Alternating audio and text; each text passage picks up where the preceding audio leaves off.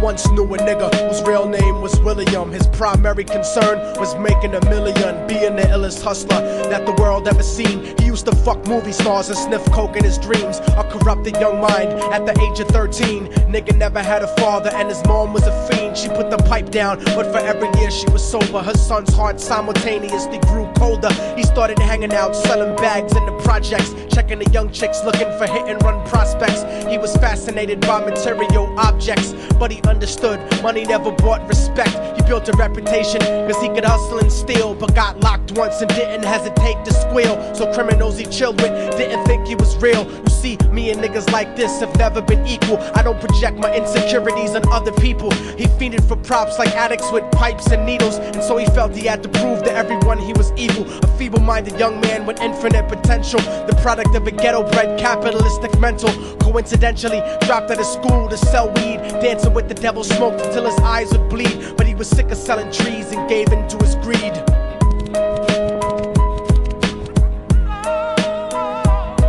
Everyone tryna be trife, never face the consequences. You probably only did a month for minor offenses. Ask a nigga doing life if he had another chance. But then again, there's always the wicked that knew in advance. Dance forever with the devil on a cold cell block. But that's what happens when you rape, murder, and sell rock. Devils used to be gods, angels that fell from the top. There's no diversity because we're burning in the melting pot.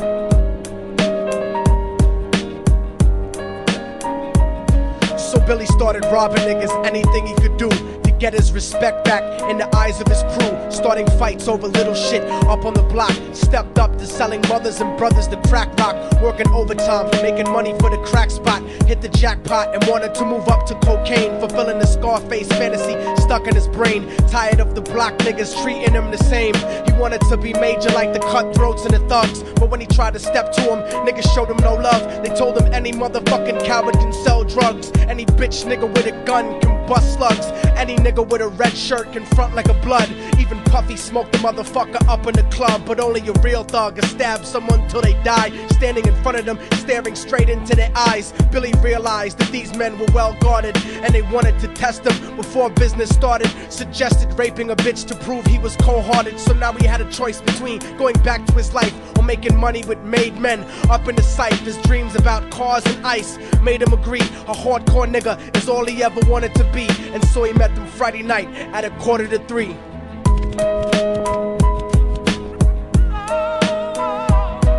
Everyone tryna be trife, never face the consequences. You probably only did a month for minor offenses. Ask a nigga doing life if he had another chance. But then again, there's always the wicked that knew in advance. Dance forever with the devil on a cold cell block. But that's what happens when you rape, murder, and sell rock. Devils used to be gods, angels that fell from the top. There's no diversity because we're burning in the melting pot.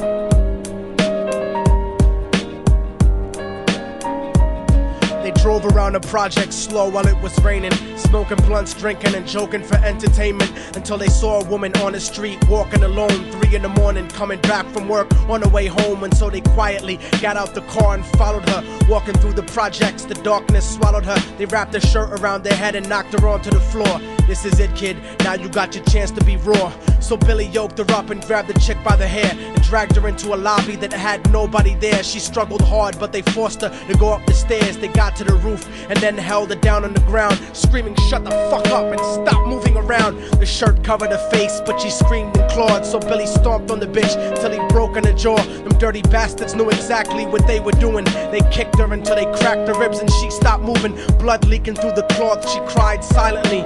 And then they all proceeded to rape her violently. Billy was made to go first, but each of them took a turn, ripping her up and choking her until her throat burned. Her broken jaw mumbled for God, but they weren't concerned. When they were done and she was lying bloody, broken and bruised, one of them niggas pulled out a brand new 22. They told him that she was a witness for what she'd gone through, and if he killed her, he was guaranteed a spot in the crew. He thought about it for a minute, she was practically dead, and so he leaned over and put the gun right to her head.